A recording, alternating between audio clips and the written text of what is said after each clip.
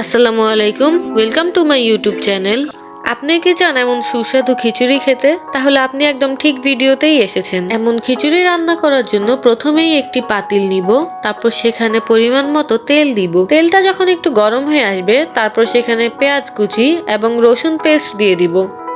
এরপর এখানে পরিমাণ মতো জিরা গুঁড়া, ধনিয়া গুঁড়া, হলুদ গুঁড়া, মরিচ গুঁড়া, লবণ এবং এলাচি দিয়ে দিব।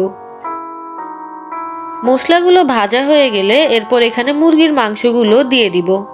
এরপর সবকিছু ভালোভাবে মিক্স করে কিছুক্ষণের জন্য ঢাকনা দিয়ে দিব। এরপর ঢাকনা সরিয়ে কাঁচামরিচ দিয়ে দিব।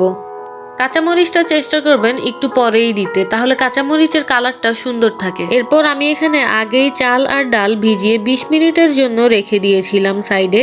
এখন সেগুলো দিয়ে দিব মুরগিতে। এরপর সবকিছু ভালোভাবে মিক্স করে নিব। এরপর এখানে ফুটানো গরম পানি দিব।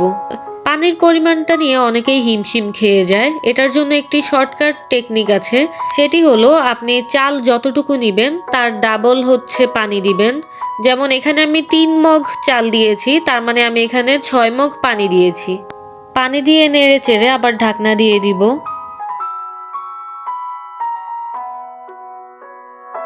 এরপর ঢাকনা খুলে গ্রানের জন্য একটু ঘি এবং ধনেপাতা দিয়ে দিব। আপনাদের কাছে যদি ঘি বা ধনেপাতা না থাকে তাহলে কোনো সমস্যা নেই, এটি না দিলেও চলবে।